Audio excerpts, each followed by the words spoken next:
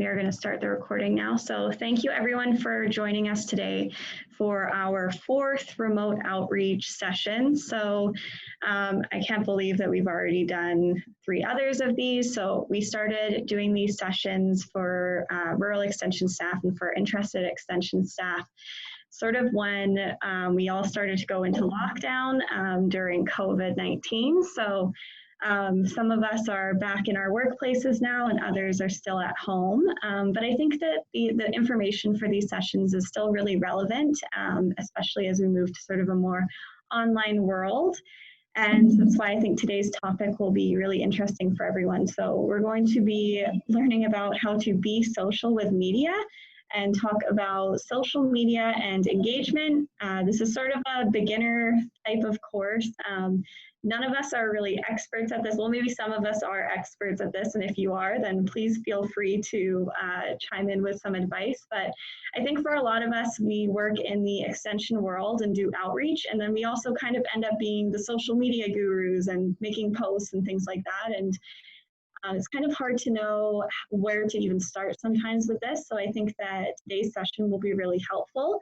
So I'm really happy to be joined today by Christine and by Carrie, and Amber is supposed to be joining us, but she actually is on a boat whale watching right now in Vancouver. And she said that she would still call in from the boat, and she sent me this photo, which I'll show you guys. I don't think I told her not to bother with that, so I'll try to cover a little bit of her information as well too. So just as a little bit of an agenda, Amber was going to provide a Farming the Web update, which I'll provide. We'll do a little bit of introduction background, and then we've got a couple of presentations and examples, and then some time for question and discussion. So to kind of kick things off, I'll talk a little bit about Farming the Web first. So I just have to open this up.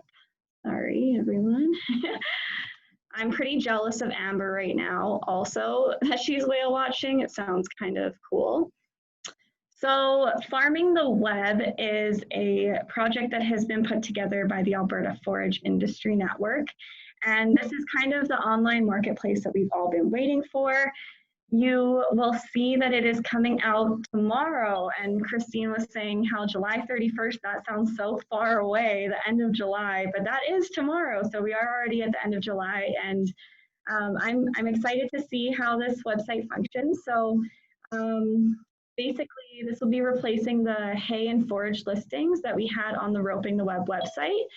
And this has been going on for a while, but it's finally taken off now. So check in tomorrow on farmingtheweb.ca, and hopefully you can find all the information that you're looking for there. And if you have any questions, then you can just email that email address that's listed there for albertaforages@gmail.com.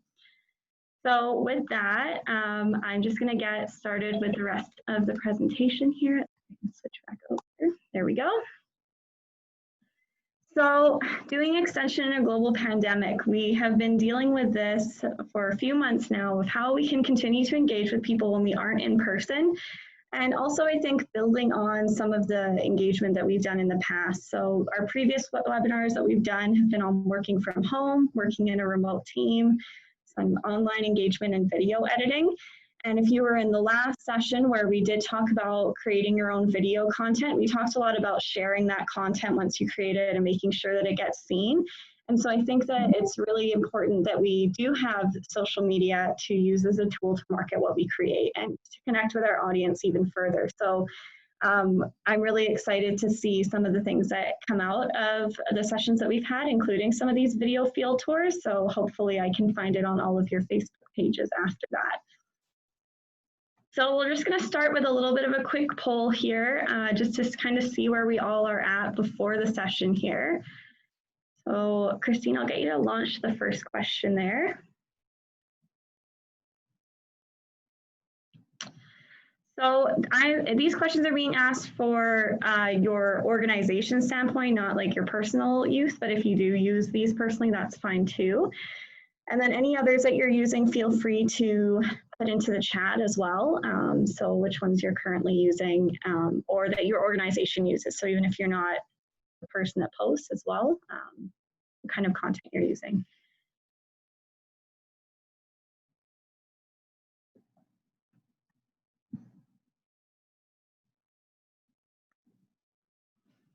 So lots of people are on Facebook. 100% of people are on Facebook, it seems. And lots of people are on Twitter, less people on Instagram, even less on LinkedIn, and then some on other. So that's interesting to me. So I think that kind of seems to make sense to me, I think. We can go into the next question there.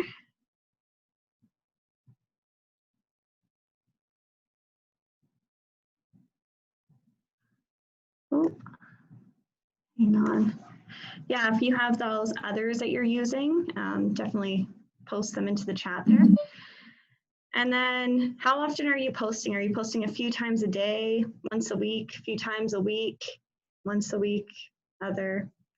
Oh, Roger said YouTube is another one that we post on. That's a good point. I always think of YouTube as kind of a place for things to share outward, but then also YouTube is a place that I go just to watch videos too. So other than Facebook, so that's good. It seems like lots of people post kind of a few times a week, which seems kind of common.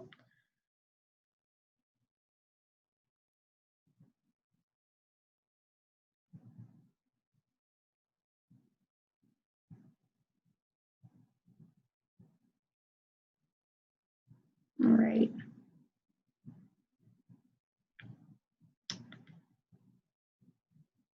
And Jessica noted that they posted more when they had more in-person events, but without in-person events, there's not as much stuff to post about, which is a really good point as well. So that's very true. So lots of people are just kind of posting a few times a week, it seems. I think we have one more question.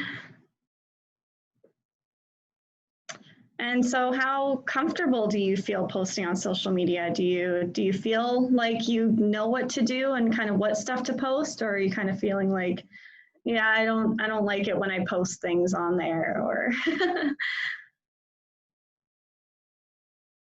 That's true too. Ken says our postings are via our communications branch. So sometimes we deal with things like that. You have to compete for airtime, I guess, kind of thing. So that can be a struggle as well if you're dealing with a communications branch.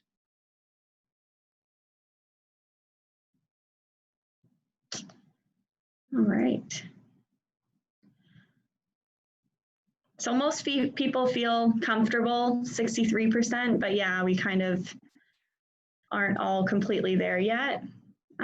I know what to post is fine, but it makes me anxious because I don't want to post incorrect information on behalf of the organization.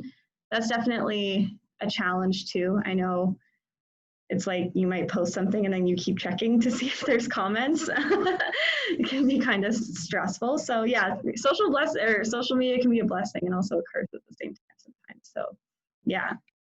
So kind of along those lines of what kind of stuff should we as rural extension staff be sharing? So you can sort of start to create your own content. So updates on projects or initiatives that you work on. So if you've got kind of some plots that you've been working on and you want to provide an update on that or some trials, you could always post about that. Information about events, if you're having them, is always great. Can definitely help to get the word out about events and create fun content. And you can also post information about events that already happened as well. So if you have previous events, you can kind of post Throwback Thursday type of things.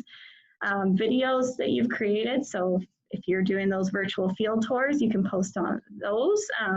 Photos that you have, stories from producers in your region. So if you're looking for content, you could kind of highlight a producer or something like that. And best management practice tips are also really helpful for people, just a little kind of quick tip. And we'll talk more about that as the presentation goes on. And then another really important thing for you to think about too is that you can also post other groups' content as well. So if they're hosting an event, definitely share that. If they've posted some sort of BMP tip or something like that, you can definitely post it from there. So you can do that by sharing, or you could re-type it out and just tag them in it or something like that. And also when you're sharing things, make sure to tag other organizations if you are using their information, and we'll talk about that a bit later as well. And by posting and tagging people, it will bring up the amount of clicks that you get on your post too, and share it even further. So those are just some things that I think about when I'm thinking what we as rural extension staff would like to share. But actually, to go into a little bit more detail about being social with media, I'm going to pass the presentation on to Carrie now. So we'll introduce her and see her presentation right away here.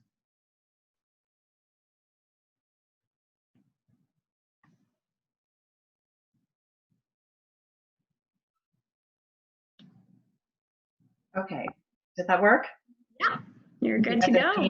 Okay, I think I've got it. Thank you, and thanks for the opportunity today. So what I'm going to be talking about is engaging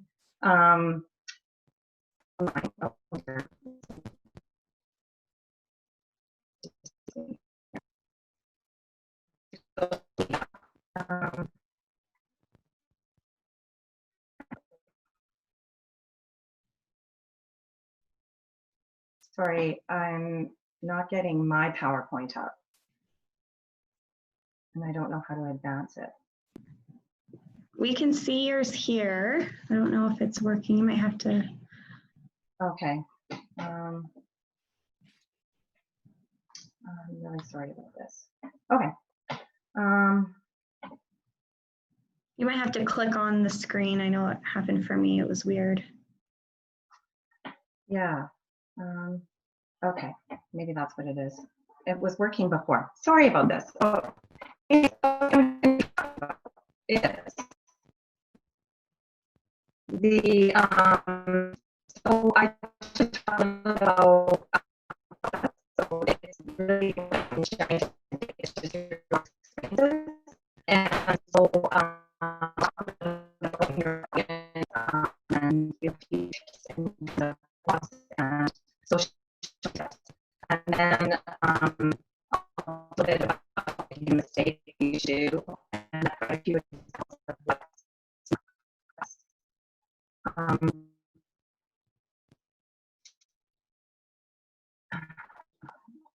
Carrie, sorry, issues here with audio. Are you? Okay, I'm just gonna. Sorry, this is gonna take a bit of time. Yeah, I know. It's screwing me up here. Of course. Okay. That's. I think I've got your presentation. I can open it up over here, I think. No, what I would like to do is, okay, I want to start it. There we go. And then,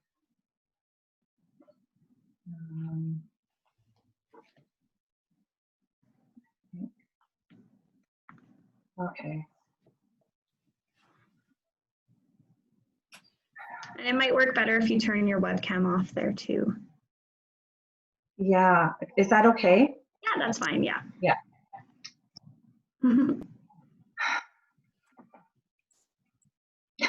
Technology, hey? Oh, yeah. Okay.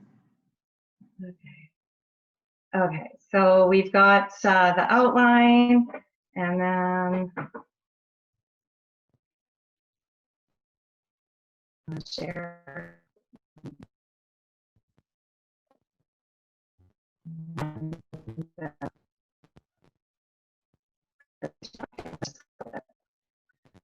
Okay, so Alberta really is about working with our partners and really telling the Alberta food story. So it's about increasing, about knowing that there's this bigger divide between the urban and rural population at a time when agriculture is becoming more technical, more scientific, more progressive. So what our partners know is that they need to get out in front of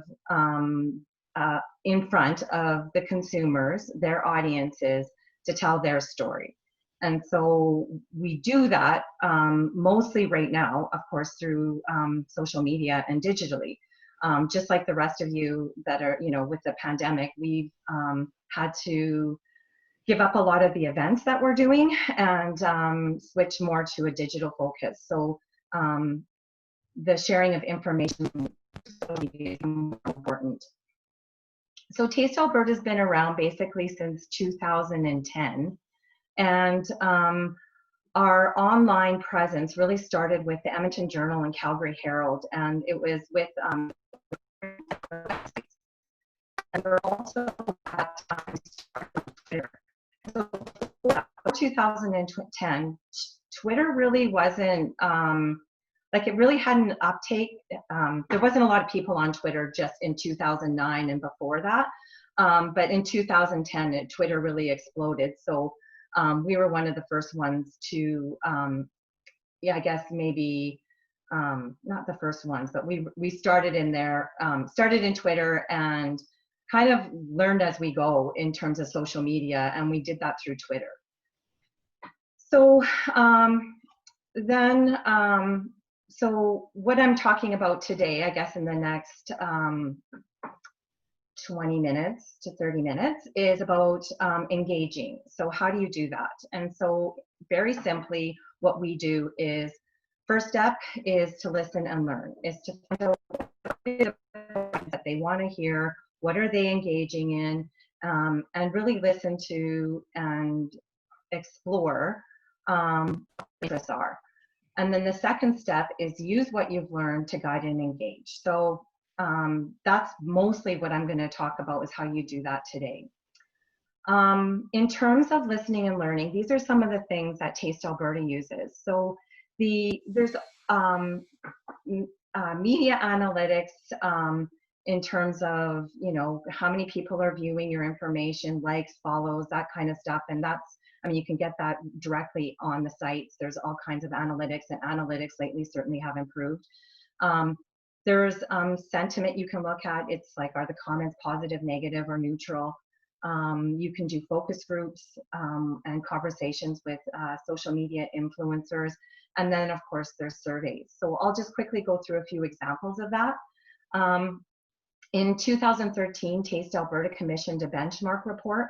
So we spent some money on this. And what we did is we scanned all the traditional and social media, and we measured the sentiment, meaning, you know, if anybody commented or if they're posting anything, was the sentiment around Alberta food or Taste Alberta or Alberta chicken, Alberta beef, whatever it was it positive or was it negative or was it neutral? And then we followed up a year later, and we noticed that even a year later after running our campaign, the positive comments and posts grew and the negative had shrunk. So of course, you can also just do this more organically, like just in terms of, you know, watch the posts and what are people commenting on in your own social media. So this is one we just recently did a post around the chicken farming and sustainability. And some of the comments, you know, they range from, I'm happy to support Alberta products, to, you know, maybe a little bit more negative, and to some people that probably would never support Alberta products or livestock products because they didn't agree with the way that they've been transported. And a lot of times we just, like, it's more neutral, and we just get questions. And of course, if you get a question, you follow up and you answer those questions. So that's sentiment. We also talk with local influencers. So we did focus groups where we invited them out for dinner, and, you know, anytime we have an event, we also talk to the influencers. We kind of have a pretty good gauge in terms of the food scene, who they are.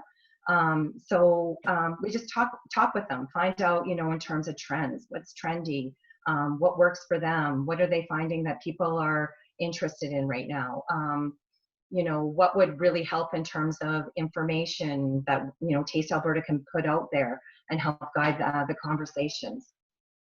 So, and I think that that's a pretty important thing to do in terms of when you're listening and learning, is to kind of get involved with, you know, somebody that, you know, has a lot of followers and similar accounts to you, is to take a look at what they're doing and what their engagement is like, and you can kind of model and do some similar things with your accounts.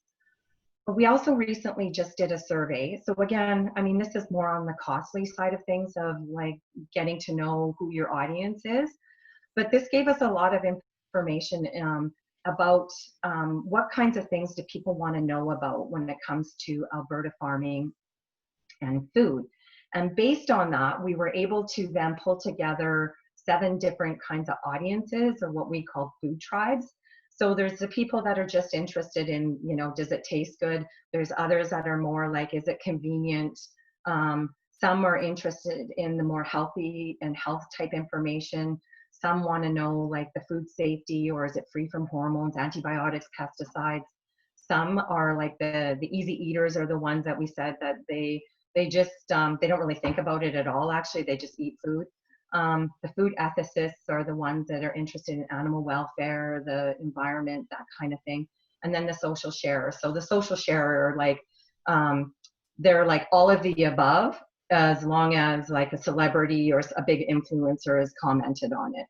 And so from the survey, we got to know what our audience, what they know. So we knew that, what they're concerned about, and how they feel about food and farming.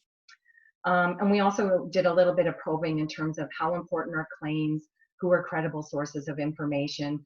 And so what we could do from that type of information is we can tailor then our content towards that. So if they found like a dietitian really credible when you're talking about health, then we would make sure that we used a dietitian in our posts or our blogs or something like that. So based on all that information that we gather, and some of it's ongoing, some of it's kind of a one-time thing before a campaign, we build then these audience profiles, and to make sure then that our content is relevant, interesting, and valuable to them.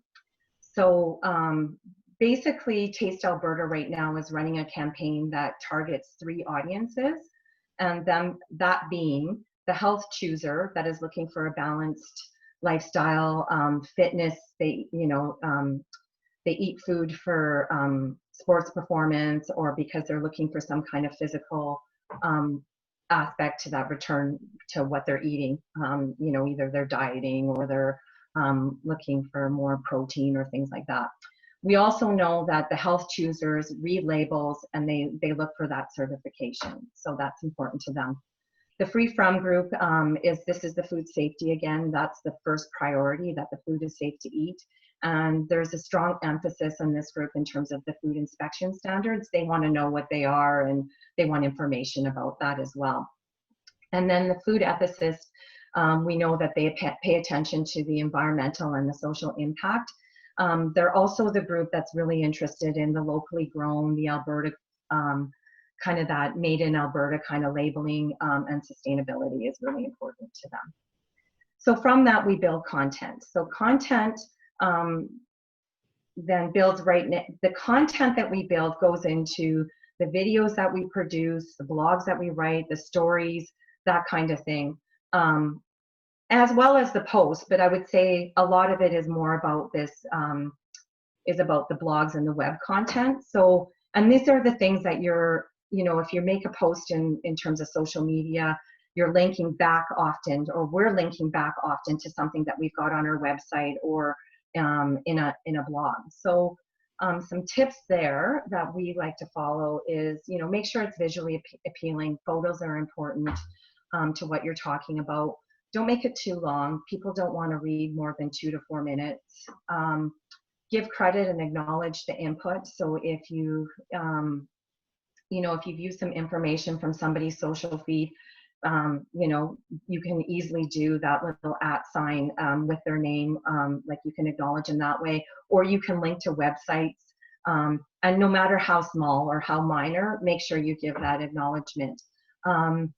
It's good to plan ahead for a blog. So if you're having an event or you're doing something, make sure you kind of have in the back of your head or a few like notes jotted down of what you want to blog about out of that event. So take notes, take pictures, and so that when you go to write your blog, that you have all that information ahead of time. The other thing, and this is, it's interesting when you filled out the survey, it's like kind of just to decide on your voice. And a lot of you had said, it's your communication branch that really runs a lot of that content. So, but if you are going to, write an article or a blog, and set something up for your own extension department is to decide ahead on what your voice is going to be. Is it going to be kind of that personal voice, like from your perspective? Is it going to be more of a kind of a journalist or a media kind of voice, or is it going to be your organizational voice? And then, you know, I think it's good to kind of, once you've decided on what your voice is to kind of stick with that throughout your blog and your web content. And it's also good to promote. So don't just write the blog or write the web content, but make sure that you promote each of your posts via social media. So I kind of touched on that already. And so now I'm just going to kind of jump into the social media tips. And so in terms of the social media, and so this is where your social media tips, you got to pick the platform that's most relevant to you. And what I would also say on this is, or most relevant to your audience, and then to also just start with maybe one or two, because it can be pretty overwhelming if you're just coming in and you want to engage on all the platforms, and it's time consuming. And as you know, you've already mentioned, you guys all have, you have, extension jobs, and then this is just, this is another aspect of it, but you can spend all day on social media, and especially if you're in all these types of platforms. And then also, when you're choosing a network, to know a little bit about the audiences in those networks. So something like Facebook, everybody uses Facebook, everybody, all ages, women and men. I guess women are more likely to use Facebook than men, but Facebook definitely is the most popular social network. And some information that I found, it's also the most popular social network in rural areas. Also, what I had found out is people spend more time reading Facebook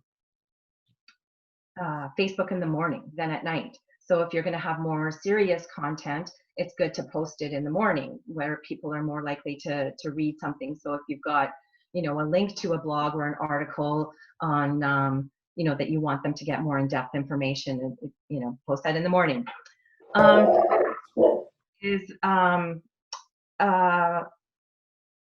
So it covers about 80% of the 80% of the demographic in Twitter that are using it is under 50.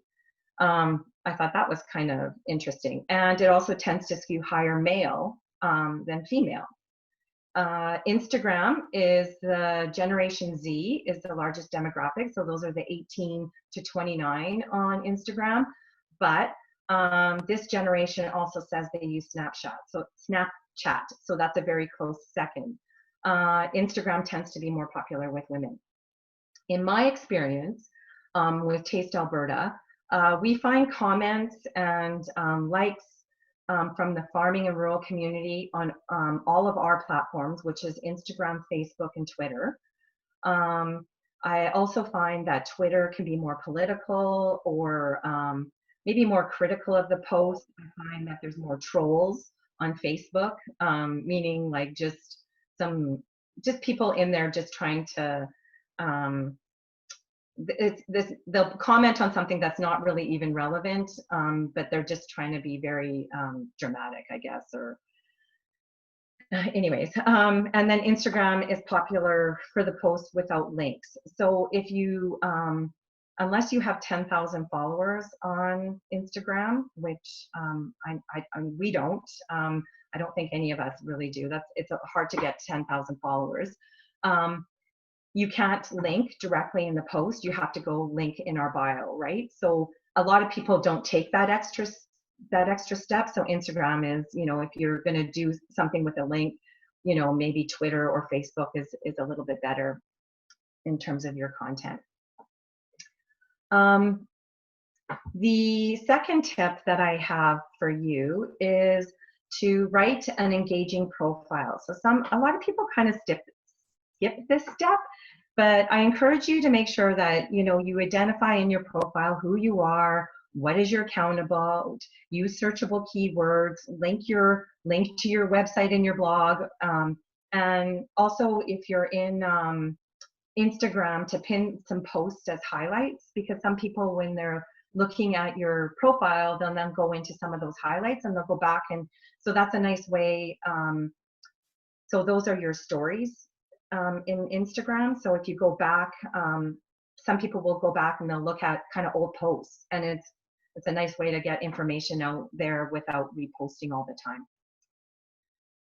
The next tip that I have for you is about explore and engage with other social media accounts and posts similar to yours. And I did talk about some of the major local influencers, but even other people that are in the similar field as you guys, is just learn what's working for them, follow, like, comment, engage with them on their posts.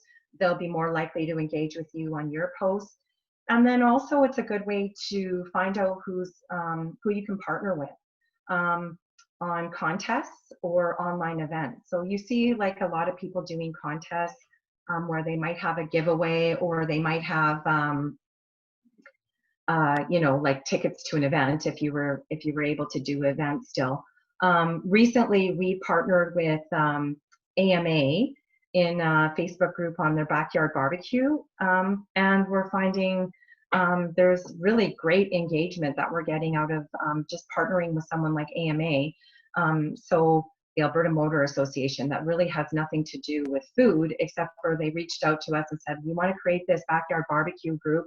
So they created it. It's got over 4,300 followers in that group. So any post you make in that group, it gets noticed. And then we have these other Ask Me Anything events, and we're getting really significant engagement in that as well. So that's tip number 3. And the fourth one is, it's not just good enough to post once or twice, or even if you're like a daily poster. It's really important that you engage. So if someone follows you, follow them back. Read, like, look at again what other people are posting. When you follow them back, like it, comment on others' posts. If someone comments in your post, make sure you comment back. Again, you know, you got to watch for the trolls. Like, the one example I can give you is, we were posting, it was something, I think it was about, must have been about either, I think it was about the dairy industry, and somebody put like something like human, oh geez, now I forget what it was, but it was like, it was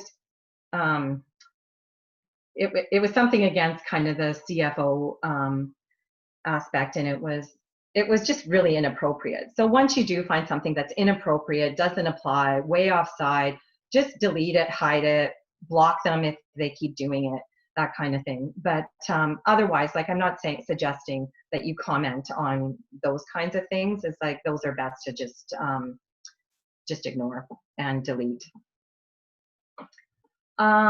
Tip number 5 is to use your audience personas, so that, you know, once you understand, or your profiles, to really develop that engaging content. I think when you're using social media, it's better from a personal perspective versus the organizational jargon. And I know that you guys will be challenged by this if you have to use the organizational jargon. It just is really difficult to engage with people when you have to follow a company line and a company message. It just comes off that way, and it comes off as an ad or something. It doesn't sound as sincere or genuine. But I do understand that sometimes you just, you know, that's your job and you have to do it, and those are the rules. But if you can at all, post from a personal perspective. And then adapt as you go. So if you find something that doesn't work, it's not working for you, you're not getting a lot of engagement, don't do it again, or do it at a different time, or you know, try something else. And, you know, go back to that audience persona, recognizing that those profiles, they're not one person, it's just a tool to help you develop content. And I find it quite helpful when you're posting, to think about who you might be posting for. Okay, so really quickly, mistakes were made, now what? Social media now, like, makes it really easy to edit. So you can go in, you can edit the post, you can credit someone, you can, go in and, if you made a grammatical error, you can fix that. You can also, except in Twitter. So Twitter, you can't. If you make a mistake in Twitter, basically all you can do is delete it and repost it. So that's Twitter. If somebody has mentioned a mistake in a comment, acknowledge it, and then comment back and just say thanks for that, thanks for letting us know, or whatever it is. You can do that as well. And again, sometimes you just have to ignore it and move on, because as with anything in social media, like, it's there for a day, maybe two, but it moves quite quickly. You recognize in terms of your feeds, like, you only probably scroll down a day or two at most. So, and the same goes for everybody else. So some mistakes, they're just, if it's really relatively minor, a spelling mistake, I really wouldn't worry about it. I would just ignore it and move on, unless you can quickly go in and edit it. So now to the examples. The first example I have is, so this was a promoted post in Facebook that Taste Alberta did. It was also a video, and it was about a dairy farm and we had some videos, and we also did a story. When we did this, we paid basically, we paid Postmedia to do our amplification, is what we call it. But anyway, so they post it as an ad, and then it comes up as a promoted post. So this one here, we had 189,000 impressions. And so basically we paid for those, but I won't say that it's super, it depends. We paid, I think for those impressions, we paid about $3,500 to get that. But out of that, we got over 1,000 reactions, 56 comments, 277 shares.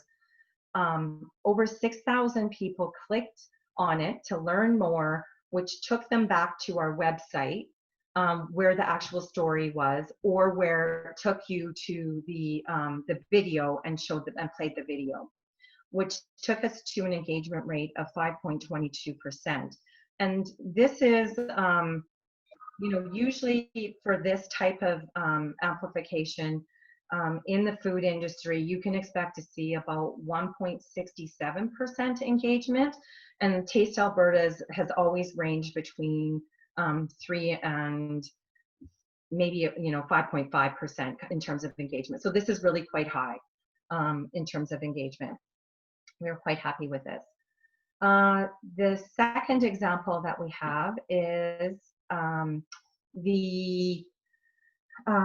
is one on Twitter that I'll show you. So this one wasn't paid for, and this one was the recent event that we were having with the AMA's Backyard Barbecue, and we got just about 931 impressions, 55 engagements, and an engagement rate of 5.9%. And this one again is really high on Twitter. Like usually Twitter, we've seen 1% sometimes on, or not even, like 0.02% on some of the posts. So this one was quite high.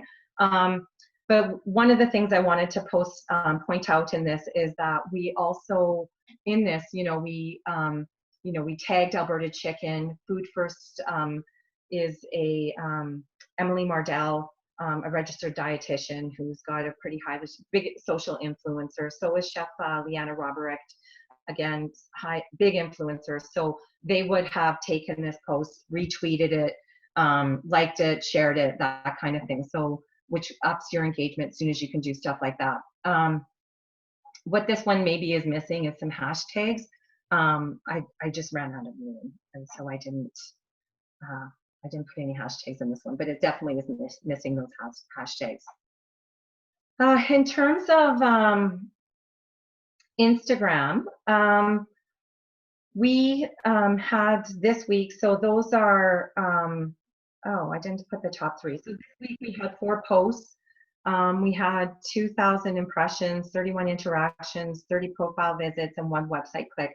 And so what you really want to do is you want to get to those profile visits. That's why your profile is so important. And the website click is really important also in Instagram. And then for Instagram, I just wanted to leave you with one last tip. And Instagram is very, very much visual. So if you're posting in Instagram, it's about the pictures. And so you can kind of see, so I compared ours. So we kind of have a theme, I guess, a color scheme that we like to use, bright pictures. We use a lot of that green, orange, and pink in our pictures, and you come up with like a template, I guess, a palette of pictures that look really good together. And the one I'm comparing it to is the one that the social media guru is Linda Wang. And Linda's also, you can see her pictures also have a bit of a color scheme. It's very visually appealing. And Linda is a person that has over 16,000 followers on Instagram. So that's kind of how I do watch a lot of what Linda's doing, and we try to model that on ours as well. So if you're using Instagram, it's definitely about pictures, and you really do need a lot of pictures there. And it's kind of neat to have a bit of that color scheme. So just to wrap it up, engagement is about building connections with your audience. So similar to, extension, it's not just about, like, if you take the extension continuum, it's not just about, information out or building that awareness, is that you want to get people to adoption. And so in order to do that, you need to engage them, build those relationships, find out what's important to them, build a strong presence in the community and if you're doing that through social media, and to make sure that, it goes back to those first steps. That first step is to listen and learn. The second step is to guide the conversation with credible, trustworthy content. And that's, I guess, in a nutshell, what Taste Alberta does on social media. And all of this would not be possible without our partners. So there's our partners. We do have some funding from CAP, and our partners are the producer group associations. So thank you to them. And thank you. That's, I guess, that's it.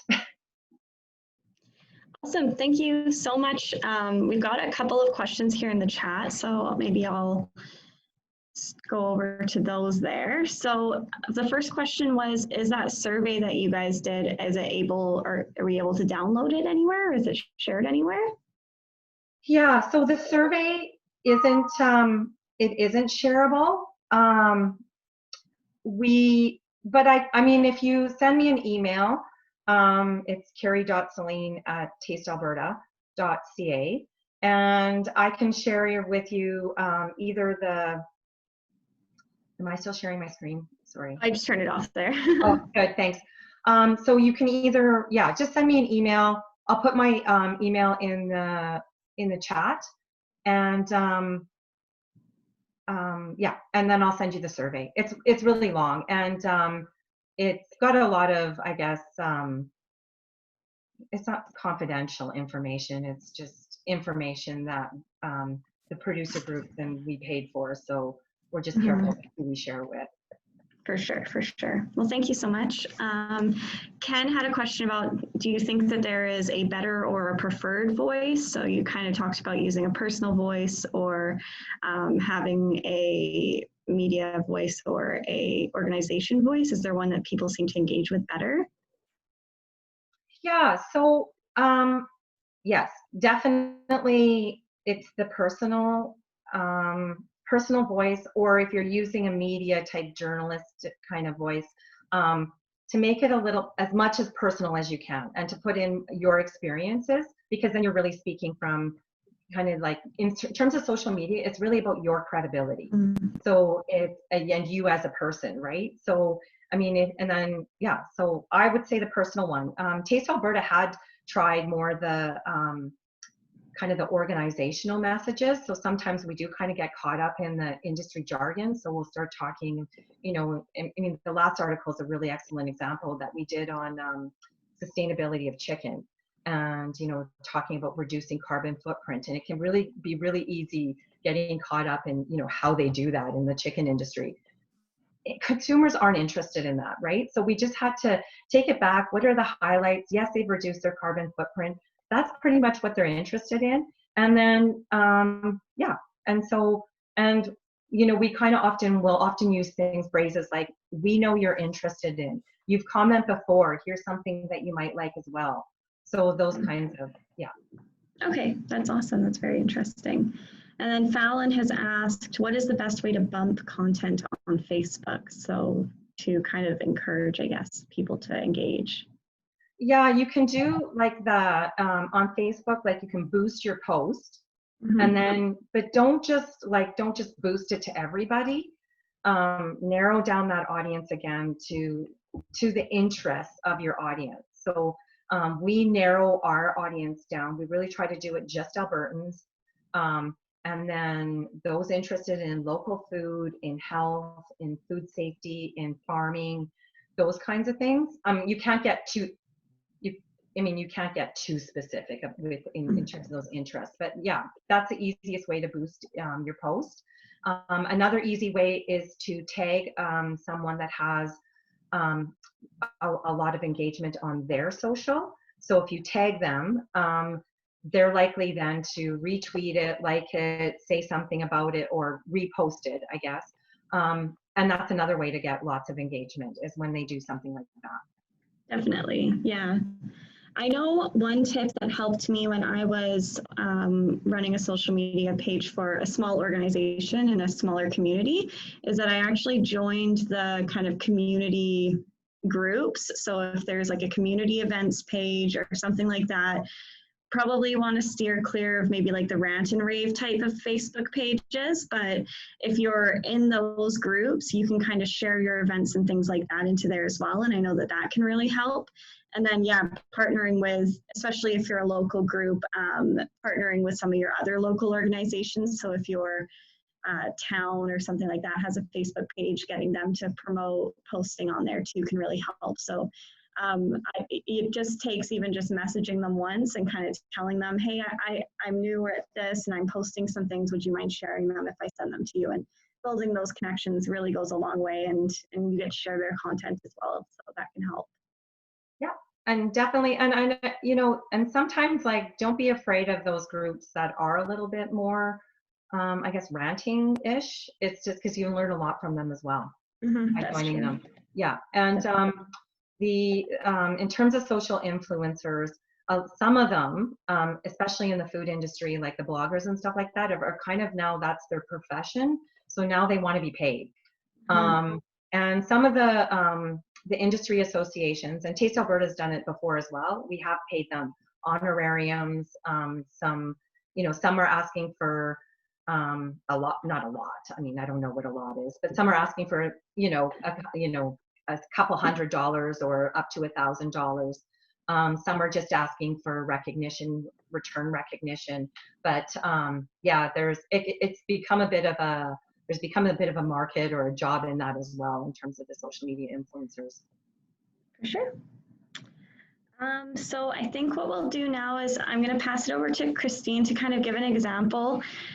This one's a little bit different than agriculture, but I think that it'll be really cool to just kind of hear an experience of someone who has built a community and built some online engagement coming kind of out of nowhere with it. So I think that this is a nice example, and then we'll wrap up after that. Hey, thanks, Catherine. It's interesting. We started this series of webinars with the challenges of working from home. And while Carrie was talking, my son has managed to flood the entire house. So I'm going to make this really quick, partly because we're running out of time and partly because I need to go save the house. Oh my goodness. Actually, like I actually did see him run in, and I turned your camera off really quickly. Thank you. Yeah, so thanks for that. We some of you know me as the Western Hub Manager for Alice Canada, and while I help to gather content and things like that for our Alice posting, I don't actually do our social media ourselves. But come October, my alter ego comes out and I become Bathsheba the Witch as the creative director of Haunted Calgary, which is a Halloween attraction that we host, obviously, over the Halloween season at New Horizon Mall.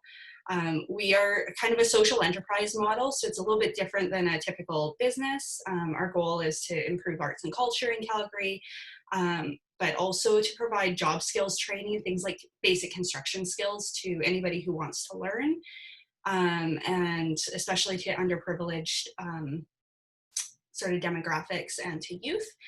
And we also partner with a number of nonprofit organizations to try to raise money for them. So we used to be a home-based attraction, and last year in 2019, we had this really crazy opportunity to go big, where we partnered with the mall, and the costs of doing that were kind of astronomical. So we had a lot of pressure to be successful.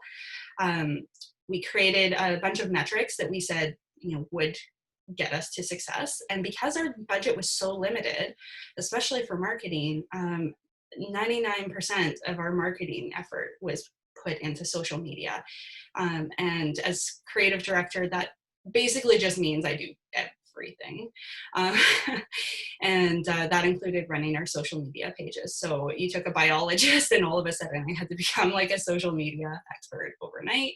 And I don't think I got there, but we did have a fair amount of success. We exceeded most of our targets, and that was really exciting. So my first tip for you from this sort of unique perspective that I still think applies to everybody is to set yourself a goal, then work towards that goal and hopefully smash through it. So we set some fairly realistic goals at the beginning. We said we were going to try to grow our Facebook and Instagram following by 20%, grow our Twitter following by 10%. And really, we did kind of smash that. We had an increase of 60% of our Facebook followers, 100% of our Instagram. But you'll notice we only increased on Twitter by about 2%. And that's because we did a lot of experimentation in this phase, and we realized pretty early on that Twitter wasn't really working for us. It wasn't hitting the right demographics. For us, we tend to trend younger and that kind of thing. So things like Instagram, and probably we'll try TikTok next year, that kind of thing, were just a little bit more effective. But more than that, I would say it's because I was running all of these social media pages, and I spend way too much time on Facebook. I got that covered. I really know how to use that. Instagram, I was new to, but because it's still owned by Facebook, like there's a lot of similarities. I caught on pretty quickly and was able to make use of a lot of their cross-pollination opportunities that they have through their sort of built-in platforms. So that worked really well. But Twitter, I'm not a power Twitter user, and it showed. So my advice here is to use what you're really comfortable with, focus on that, and then you can always add in those other platforms. Carrie already talked about how you're better to focus on one and do it really well than to try to do everything and do kind of a crappy job of it. Advance. Also, a lot of this presentation is kind of focused on Facebook as a result, because that is kind of my comfort zone. A lot of people do ask when I'm talking about social media, whether they should do a page or a group. There's a lot of pros and cons of both. And I mean, there's whole webinars you can listen to that are focused exactly on that topic. So I will just say we use both. So we have a Facebook page as our public facing, share the content large and wide. And then we use the group for our more private conversations. So our insiders, in our case, it's our volunteers. We are a volunteer run organization. but in your cases, it might be, say, your producers that are implementing VMPs, or somebody that's in kind of a circle. Carrie talked about her tribes. There could be some interesting group dynamics coming out of those. My other tip is hire a designer, because unless you have graphic design skills, you're going to spend a lot of time trying to design something that at the end of the day may not be exactly what you're wanting.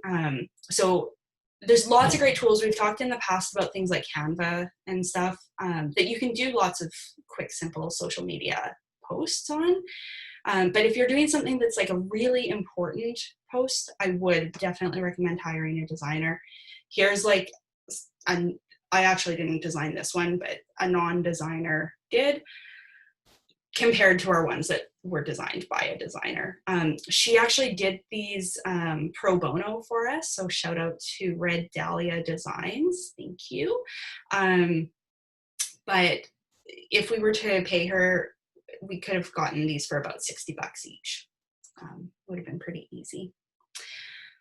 Carrie also mentioned paying to boost some of your important content, and I would recommend that. I'll go into a little more detail on how we posted. You can see we did quite a lot, and because last year was our experimentation year, we experimented. So most posts I didn't throw a lot of money at. I threw $50 here or whatever, and then as we got closer to sort of D-Day for us,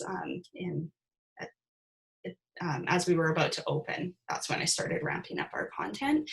We're lucky because we have kind of a 1 month shebang. You guys obviously have to do things all year round. The other thing I'll just mention on here, you can see a couple of our posts actually got rejected, and that's because Facebook and these things do have very, very stringent rules. So if you have too much text on your ad, they'll reject it. If you have, in our case, because we're a haunted house, sometimes our content they consider too graphic or something like that too. So that's something to always be aware of as well.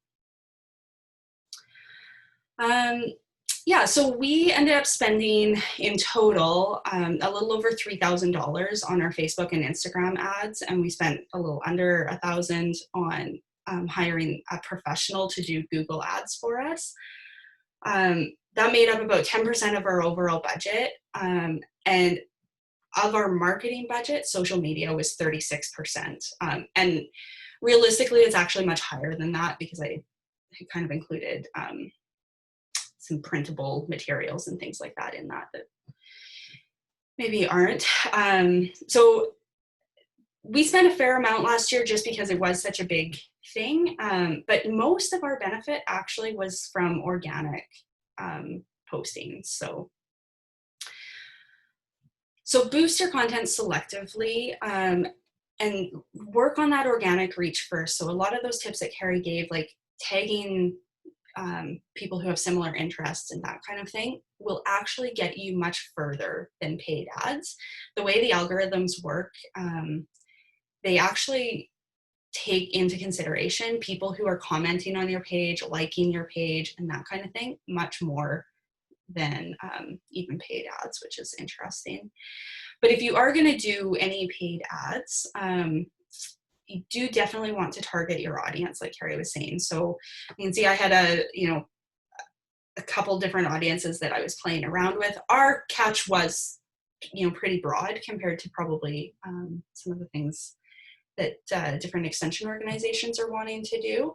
But the key was that we experimented. We ran small ads, not a lot of money, and just sort of played with those audiences to see who we were going to get.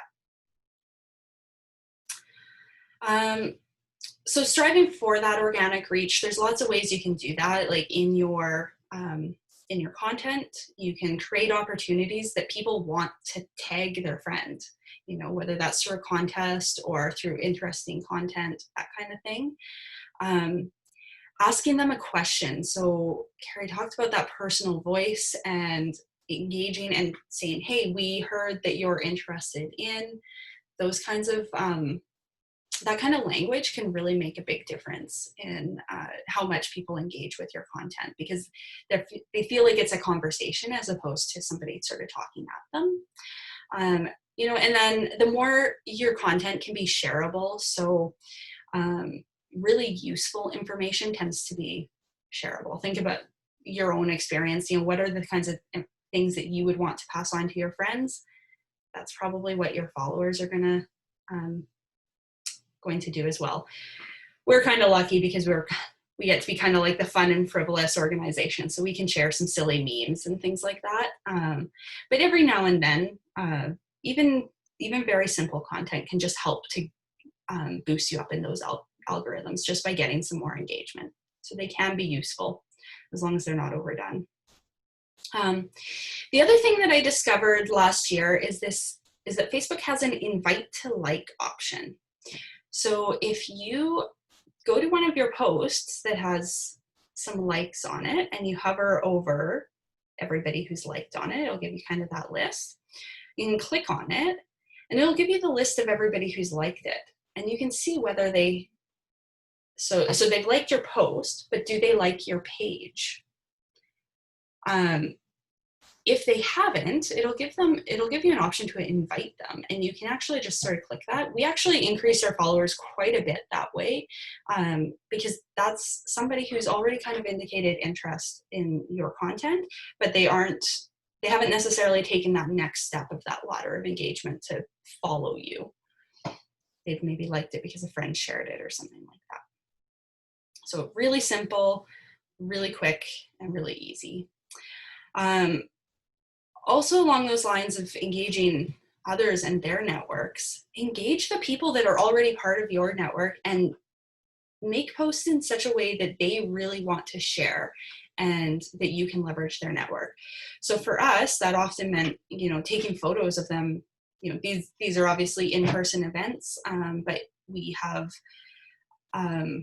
we've done a lot of this kind of networking through our volunteers and our actors. But every single one of these people went home and shared our post. And so we got huge bumps. Like when I look at the analytics behind some of these photos, they were much higher than our standard sort of post. Like I had posted a similar photo where I just posted, this was a make and take making vampire fangs. And I had posted a photo of like myself and the setup beforehand. And it was very, very low compared to these. Also, we found that giving people a peek behind the curtain is really helpful too. So for us, that's really safety oriented. I think that's going to be big with COVID. So picture of your hand sanitizer out at events and things like that might actually be quite effective right now. And collaboration was huge. Carrie talked about, you know, tagging people. We did things like created this map of all the haunted attractions in Alberta. So we sort of branded it with our information, but everybody else was sharing it. So we got 20 times the amount of people looking at our content as a result. We also, of course, try to fundraise for all of our charitable partners. So that was one of the sort of reciprocity things that we asked them. Okay, we're going to raise money for you, but can you share our posts? And so we got to leverage their networks as well. Same with our cohorts that were inhabiting New Horizon Mall. We did some collaborations with them. And I'm going very quickly because I realized that we're over time here. And we donated tickets to other organizations so that they would share as well.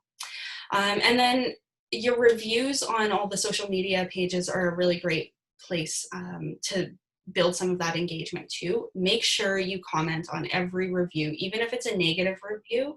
Try not to get like defensive about it, but just showing that engagement, it shows that you actually care and that you're actively monitoring your page. Google and the social media platforms all have really powerful analytics.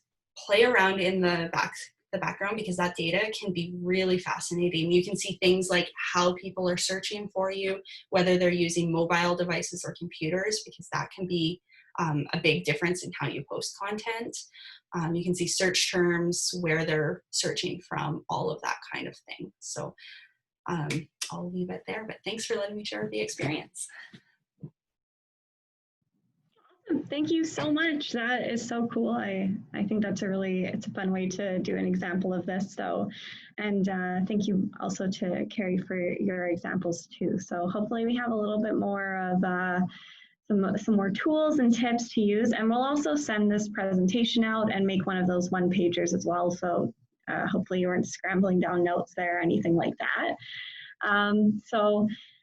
We are a bit over time. I did have some more questions, but I guess we'll probably just try to wrap it up just to respect everybody's time here.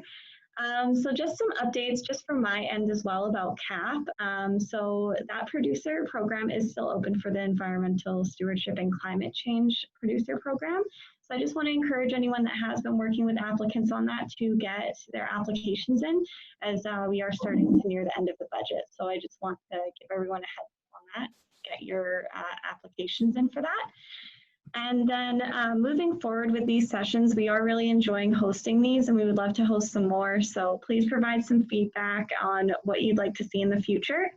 I will not be here anymore for these sessions in the future. So I'm actually in my final weeks here at Alberta Agriculture and Forestry, and I will be leaving my position here to go and study my master's degree at the University of Alberta in environmental sociology. So I'm really excited to be doing that, and then hopefully I can still stay engaged with all of you, and once I finish up my degree, be back in this community that is really, really nice to be in. So thanks everyone for your engagement and for participating. Christine has another bonus tip here, remind people to follow you and put your handles and hashtags on everything. So yeah, you should definitely be doing that too. And if anyone has any other thoughts or comments that they'd like to have some more discussion on, we could definitely take that over to the Slack page, and I would love to see some more conversation in there. So thank you everyone so much, and I hope you have a great long weekend. And I'll send the recording for this session as well as the background materials after the weekend here.